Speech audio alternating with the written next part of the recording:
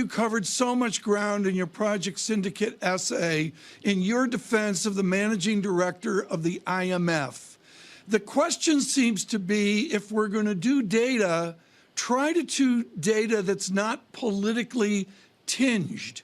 Have these meetings and these institutions that you worked at, have they become too political?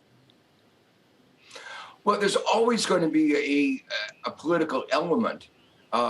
The report that was the subject of all this controversy was the Doing Business report. And that was a report that was always problematic. In fact, just a decade ago, I testified to Congress about why that was a bad report and ought to be scrapped. They said that doing business meant, doing well on that meant not treating your workers well, weakening labor market protections, lowering corporate income tax. My view was progressive taxation finances infrastructure, and that makes, and Right. education that makes for a stronger economy. So you're absolutely right. If you're going to have data, make sure that by its very nature, it's not a political database. Joe Stiglitz, do you believe that Dr. Georgieva, or whoever follows on from David Malpass at the World Bank, will they be tinged by this? Does she have too much baggage now to do her job for the remaining 3 years? Absolutely not. In fact, if you look closely at what she did, she stood up for data integrity. What she said is, we're not going to monkey with the methodology. She instructed her staff to make sure the data is right, do exactly what I would have done if I were in a position.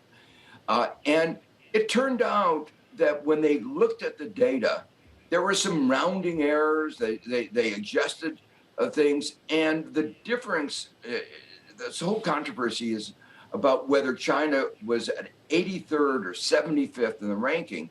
And that difference is not statistically significant.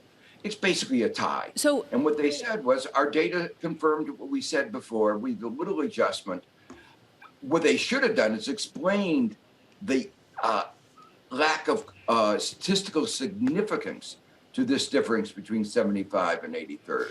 Professor Stiglitz, there's a broader story here of increasing politicization of central bankers in general, of some of the financial authorities around the world. And I speak about this with the Federal Reserve in particular, Randy Quarles stepping down as the vice chair of supervision. How much does this weaken the role of the likes of the Federal Reserve going forward at a time when they are more pivotal than ever to markets?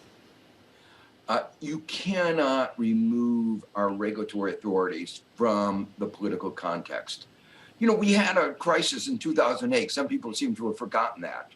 And one side of our political spectrum says it didn't occur, and we ought to deregulate. The other side says 2008 actually occurred. It occurred because we did not have adequate regulation, and we need to maintain a strong regulatory framework. That has become political. But it's also the essence of economics. And the same thing goes for climate change. Climate risk is a financial risk. Countries all over the world have recognized it.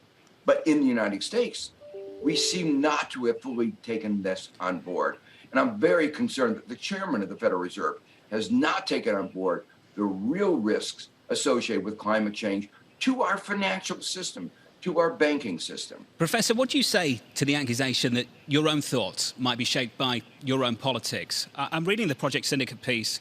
You defend the managing director of the IMF, but you raise the issues with the World Bank president, David Malpass, which of course was supported by the former administration.